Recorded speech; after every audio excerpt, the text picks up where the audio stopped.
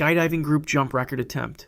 Diana Paris was an experienced German skydiver with more than 1,500 successful jumps to her name. On April 3, 2014, she joined a group of 222 skydivers in Eloy, Arizona, attempting to set a world record for the largest dual formation jump. The challenge required 2 separate formations during a single freefall, a feat that demanded precision, timing, and flawless equipment.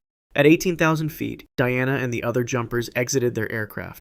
The sky filled with bodies as they maneuvered into their first formation. Everything proceeded according to plan until it was time to break away and deploy parachutes. Diana pulled her ripcord at approximately 3,500 feet, but something went catastrophically wrong. Her main parachute didn't deploy properly. Witnesses later said it appeared to come out twisted, creating what skydivers call a line twist. In normal circumstances, a skydiver has time to cut away from a malfunctioning main chute and deploy their reserve. But Diana had waited too long. By the time she realized her main parachute had failed, she was below 2,000 feet, the minimum safe altitude for a reserve deployment. The ground was rushing toward her at terminal velocity, approximately 120 miles per hour. Diana likely knew what was happening. She had just seconds to process that her vast experience couldn't save her. Other skydivers watched helplessly as she fell away from the group, her body tumbling without the stability a functioning parachute provides. The impact occurred in an open field near the drop zone. The force was catastrophic. Medical examiners later determined that Diana died instantly from multiple blunt force traumas. Her body created a shallow crater in the earth.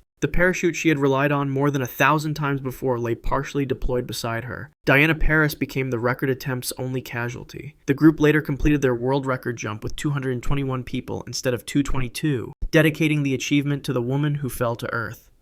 Salt Flats speed record attempt.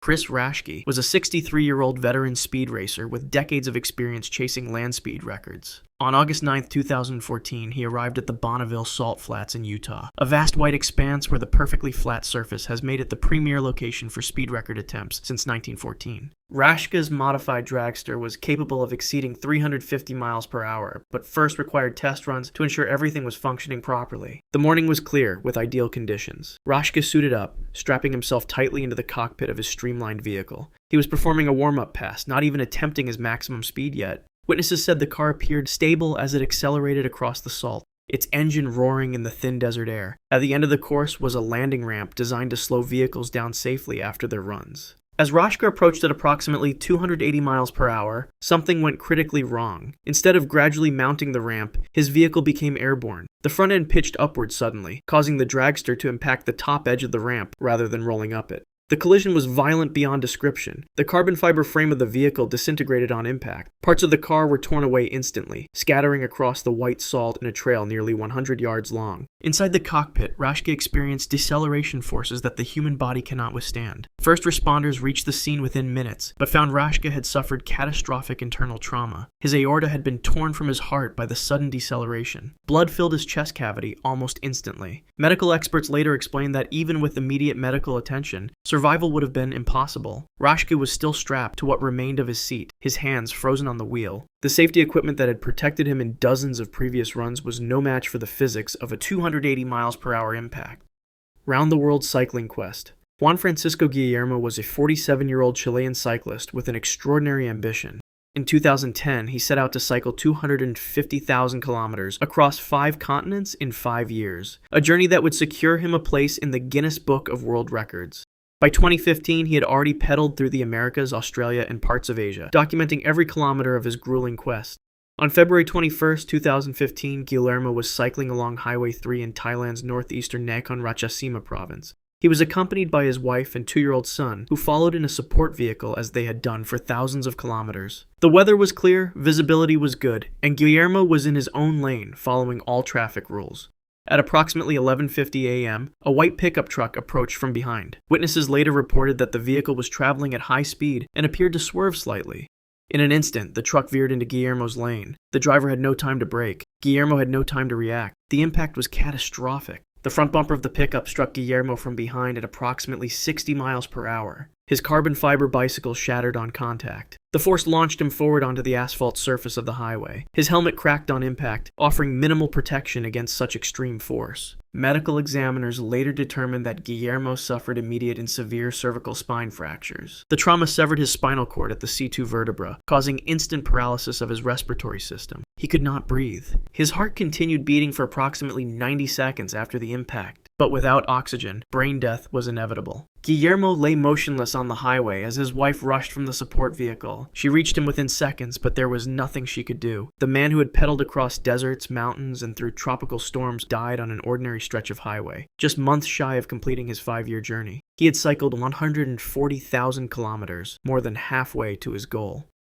Land speed record attempt. Jessie Combs was a 39-year-old professional racer and television personality known as the fastest woman on 4 wheels. On August 27, 2019, she arrived at Oregon's Alvord Desert, a 12-mile dry lake bed perfect for land speed record attempts. Her vehicle was the North American Eagle, a converted F-104 jet fighter with 52,000 horsepower, capable of speeds exceeding 600 miles per hour. The conditions were nearly perfect that morning. The desert surface was flat and dry, with light winds and clear visibility. Combs completed her first run without incident, reaching speeds over 500 miles per hour. Her team was optimistic about breaking the women's land speed record of 512 miles per hour set by Kitty O'Neill in 1976. At approximately 4 p.m., Combs began her second run. The North American Eagle accelerated rapidly, its jet engine propelling her across the desert floor. According to telemetry data recovered later, she reached a speed of approximately 550 miles per hour. But at that velocity, even the smallest obstacle becomes catastrophic. The front left wheel of the vehicle struck an object in the desert, possibly a rock no larger than a golf ball. At such extreme speed, the impact was violent.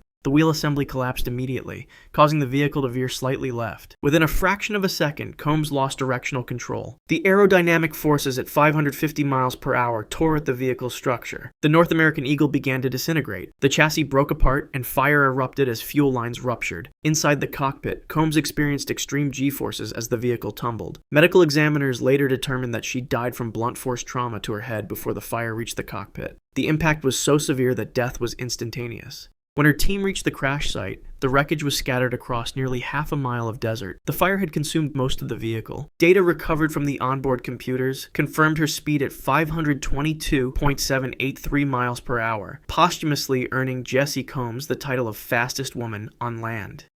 Wingsuit base jump attempt.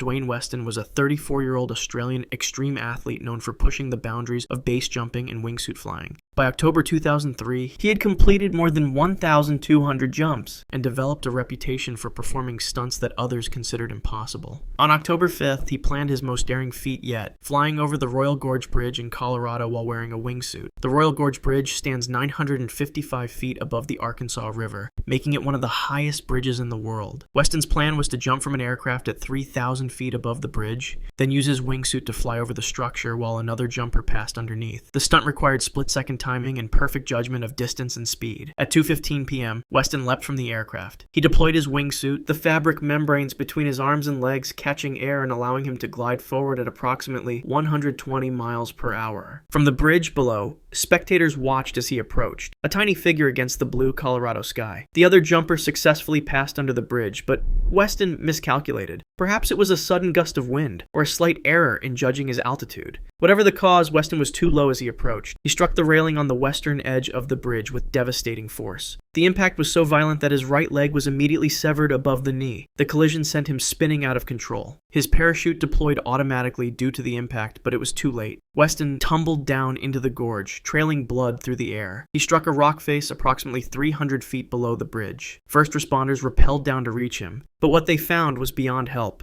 The femoral artery in his severed leg had caused rapid blood loss. Medical examiners estimated he lived for approximately 30 seconds after the impact, likely conscious and aware as he bled out. Weston's heart stopped before rescuers could reach him.